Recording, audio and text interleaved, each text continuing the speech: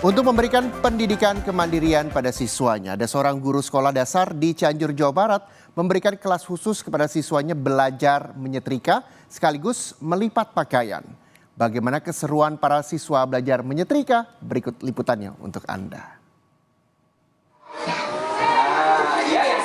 Jika biasanya anak-anak dilarang bermain peralatan elektronik karena berkaitan dengan listrik, namun beda halnya dengan siswa di Sekolah Dasar Negeri Cinyawar, Cianjur, Jawa Barat. Siswa di sekolah ini, terutama di kelas 3 dan 4, malah mendapatkan pelajaran wajib untuk menyetrika dan melipat pakaian.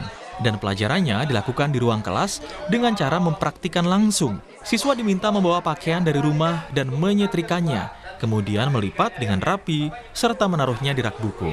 Bahkan dalam pelajaran kemandirian ini, siswa juga dikenalkan pada jenis-jenis bahan pakaian yang bisa disetrika langsung.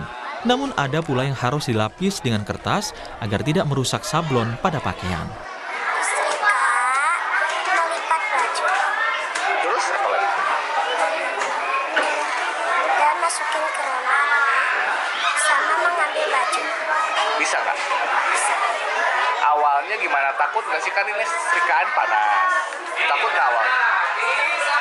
Tapi gimana? Akhirnya bisa? Kebersihan pakaian. Dede Sulaiman, seorang guru sekolah dasar inilah yang pertama kali menanamkan kemandirian untuk anak didiknya. Menyetrika dan melipat baju memang kegiatan yang sederhana, tetapi sebenarnya berdampak besar bagi tumbuh kembang siswa. Karena jika sejak dini telah diajari keterampilan dasar kemandirian, nantinya siswa akan tumbuh lebih percaya diri dan mampu berkembang lebih baik. Ini sangat penting menurut saya disampaikan kepada anak-anak sejak dini, karena mereka bisa mandiri, bertanggung jawab terhadap tugas-tugasnya sebagai manusia, ya, ibarat sebagai manusia nanti menjadi manusia yang mandiri, tangguh dan berdaya. Ternyata banyak sekali anak-anak yang memegangnya pun belum pernah.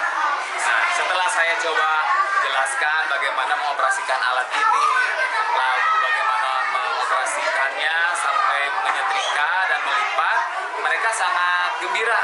Dan respon orang tuanya juga sama, sangat positif katanya, dari pulang sekolah sampai sore main HP, mereka sudah diberikan skill seperti ini, setidaknya mau merapikan pakaian sendiri.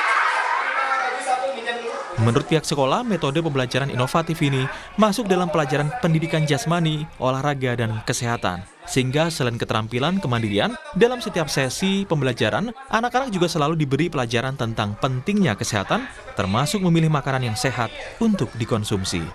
Angga Riyadi, Kompas TV, Cianjur, Jawa Barat.